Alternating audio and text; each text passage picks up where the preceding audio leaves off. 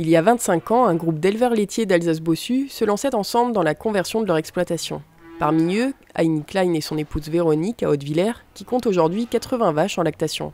À l'occasion du mois de la bio, co-organisé en Alsace par la Chambre d'agriculture et l'OPABA, l'éleveur nous présentait son exploitation et sa manière de valoriser ses réformes laitières.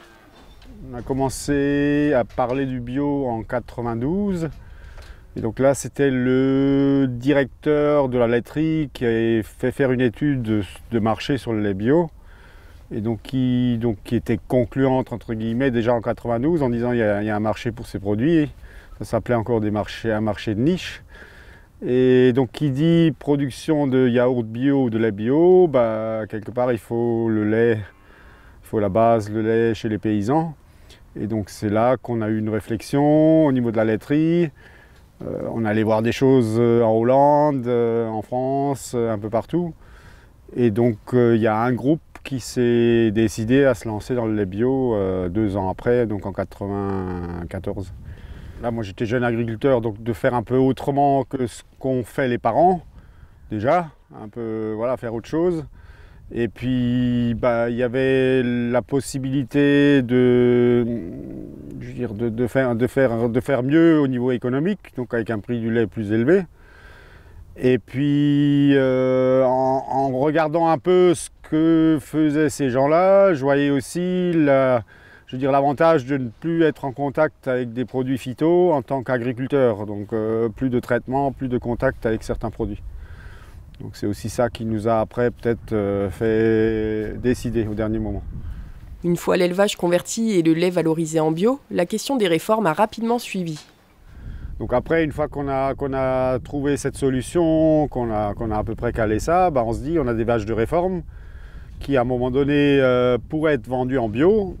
Et donc là, quand on a démarré, il n'y avait pas de marché.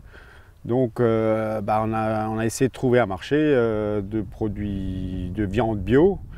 Et donc c'est là qu'on a vu qu'il y avait une filière qui était en train de se monter, où j'ai aussi participé à un moment donné à l'élaboration. Donc c'était la filière Selvi Auchan avec la FNAB. Et donc c'est là qu'on a pu, 2 ans après, écouler nos vaches de réforme.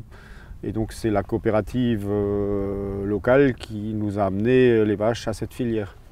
En 2004, la SAS Unébio est créée sous l'impulsion de diverses associations d'éleveurs souhaitant valoriser leur viande bio.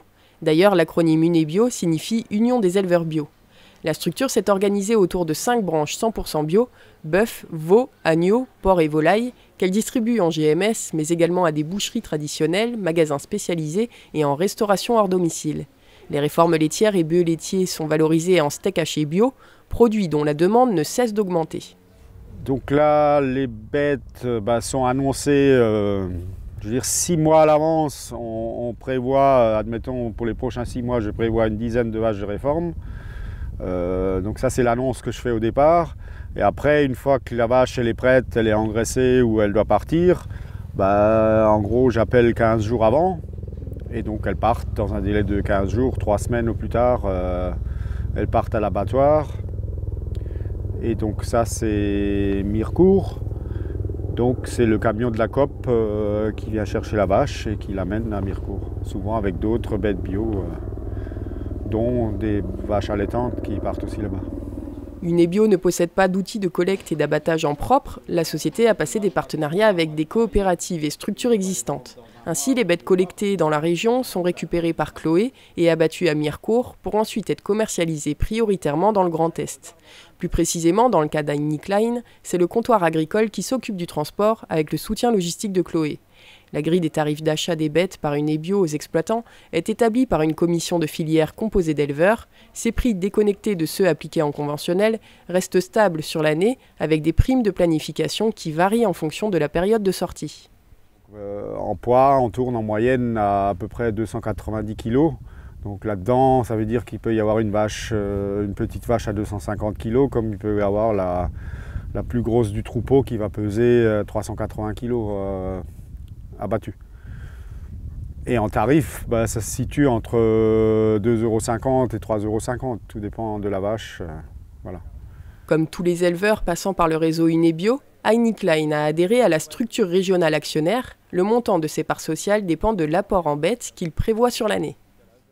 Premièrement, c'est déjà quelque chose qui est géré avec les producteurs, où voilà, il y a des producteurs au conseil d'administration. Après, il y a une lettre d'échange qui fonctionne, donc on a régulièrement du coup courrier du lait bio. Et donc, il y a leur assemblée générale, donc on peut participer. Par exemple, on est régulièrement sollicité pour faire des animations dans les magasins. Donc, par exemple, au Champ à Strasbourg, on fait une animation. Et donc, c'est aussi une façon de discuter avec le consommateur, même en filière longue, donc les animations magasins. Après avoir agrandi les tables et changé la salle de traite, la réflexion d'Heini Klein se porte maintenant sur la ration de ces animaux. Il teste actuellement de nouvelles associations de culture et cherche des axes d'amélioration pour atteindre une plus grande autonomie fourragère, entre autres.